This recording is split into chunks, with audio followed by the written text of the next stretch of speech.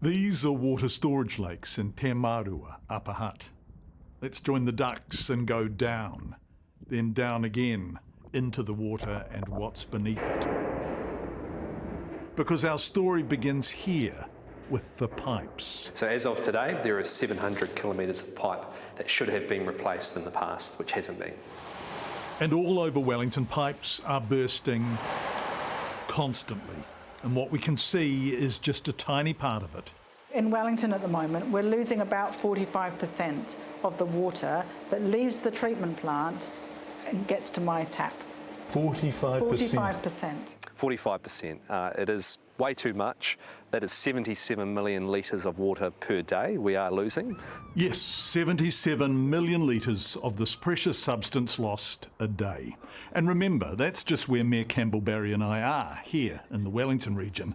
Later in this water series, we cross these hills and talk to provincial mayors who'll tell us it has been a ticking time bomb for New Zealand, and the fuse is getting very short. Do we have any idea, really, of the scale of the problem? I suspect we don't. We're back in Wellington. This is the Seaview Wastewater Treatment Plant. If you're in parts of the capital and you flush the loo, it begins a journey to here. First, it gets to these giant filters, or sieves, now decades old.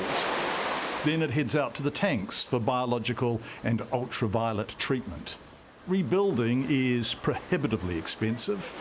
And if you're trying to find replacement parts, you've got to find them that are going to fit these old pieces of kit. Most of us, roughly 85%, are connected to council water supplies and wastewater treatment plants like this one. And the total cost of playing catch-up with the nation's often ageing water infrastructure, well, some experts use a broad range over 30 years. 125 to 185 billion have been used. I mean, that's a couple of years old, so that's probably higher. The best place to look at is looking at council's long-term plans, and I think in 2021, that number in the next 10 years at that point was somewhere in the region of around $36 billion of investment required. Which is explosively confusing, but somewhere between $3.6 and $6 billion a year, every year, for many years. And council-owned companies like Wellington Water simply can't keep up. And where's the money coming from? Well, at the moment, it needs to come from councils. And councils don't have it, right? And councils don't have it. I fear that over the next 10 years, if we don't find a solution on this, we could have smaller rural provincial councils basically go bankrupt. Where are we? We're standing here in Eketahuna. And what is behind you? So this is the Eketahuna wastewater ponds that you can see, and as you can smell, there's nothing but fresh air here. Not necessarily a tourist spot you'd pick to visit, but down this off-the-beaten track, there's a poo pond or wastewater treatment station that tells the story of so much of this country's rural water infrastructure. Why? Well, first, the numbers. The service is 252 homes. And you can see many of them. There's the pond we're visiting, bottom left. There's the town above it to the right. But look at what's also appearing in view, bottom centre. A river, right next door to a sewerage facility. So where we're standing here, this is in excess of 50 years old. Would it be what you'd build today? No, it wouldn't. Would it be the location that you'd build today? No, it wouldn't. And yet here it is, emblematic of an infrastructure largely built when we didn't know or do better. Expensive to replace because you need to buy the land before you build the plant. Costly to maintain to ever-changing standards for 252 homes. And there's versions of this throughout the country. And if we get it wrong... If you don't have the barriers in place for your drinking water, then ultimately people can get sick. Queenstown. People can die Havelock North. We've come up State Highway 2 to the town of Woodville, where the water treatment plant looks like the relic it is. Tararua District Council's been modernising it, better filtration, ultraviolet screening. It's flash, but it's also expensive. How many ratepayers do you have in Tararua? In the Tararua District, we have 10,200 ratepayers paying for 7 wastewater treatment plants, 7 water treatment plants, 39 consents and 4,000 consent conditions. It's a lot. It's such a lot that communities like Tararua find themselves at a crossroads. They can't afford the work required, they can't not do the work required. And last week we attended a council meeting where they were told exactly that. We understand that what we're putting in front of you cannot be actually done by this council. We are not financially in a position to do so, and that in itself is the challenge. For the country, not just in the Taurua district, this is over the entire country that they'll be facing these challenges. So these were maps that my wife actually gave to me when I came into the job. I love her dearly, obviously.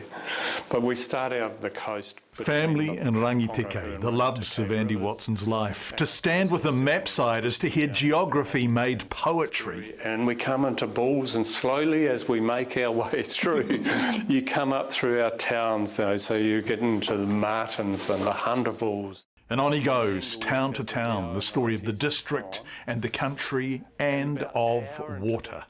Multiple towns, all requiring their own wastewater plants, drinking water plants. Does localisation of cost work in underpopulated areas? No. We met Loa Hatmea Campbell-Barry in the first story in our series. While the Wellington region has massive water issues, they're well known. He's worried that rural regions with smaller populations but similar water vulnerabilities are disappearing from view. Without change, they are going to have astronomical rate rises, or they will have crap in their water, or they will have failing water treatment plants. And our council faces these issues. Now, we're operating outside of compliance or consent on some of our plants, but at least we've negotiated a pathway and allowed funding to get there. This, as you can see, is the wastewater treatment plant in Bulls. And this is the Martin wastewater treatment facility. Now, they're 14k apart.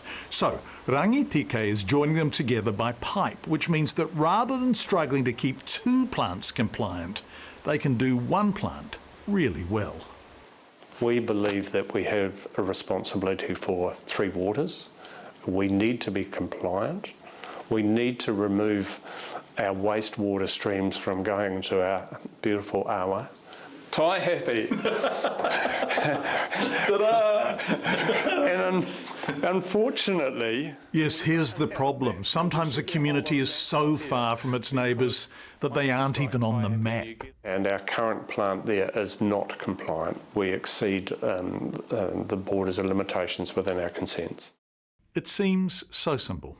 Collect the water, keep wastewater out of it, get it into pipes and then to your taps. And yet... It has been a ticking time bomb for New Zealand, and the fuse is getting very short. Do you get any central government money to help pay for your water infrastructure? No. We spoke to Tararua Mayor Tracy Collis in the Woodville water treatment plant, but we could be almost anywhere in rural New Zealand. Elderly, almost to the point of being a museum piece, but modernised as compliance standards demand and money with a tiny ratepayer base allows. In the Taurua district, we have 10,200 ratepayers paying for 7 wastewater treatment plants, 7 water treatment plants, 39 consents and 4,000 consent conditions. It's a lot. Starting in Wellington, we travelled over 3 days, from a high-density urban population to rural districts with fewer people. Tararua, then Rangiteke, hearing the same story over and over, that it's broken and that fixing it costs a lot. Thanks, Minister. Lovely to see you. Thank To you. which the Minister replies... Ultimately, what we're putting forward is local water done well. It's a policy for saying, look, water is a local government responsibility, and so we're going to see councils forming council-controlled organisations across multiple councils. They'll be able to use off-balance sheet funding to be able to access debt, to match the lifetime of those assets with the funding. Multiple councils work where councils are geographically close. So Wellington City, Porirua, Lower Hutt and Upper Hutt, they hug tightly together. Working together makes sense. Do you have any idea how much that will cost, ballpark? Yeah, so we know for our water network infrastructure here in the Wellington region, it's going to cost $30 billion, estimated over the next 30 years. Are you going to put any money into this at all?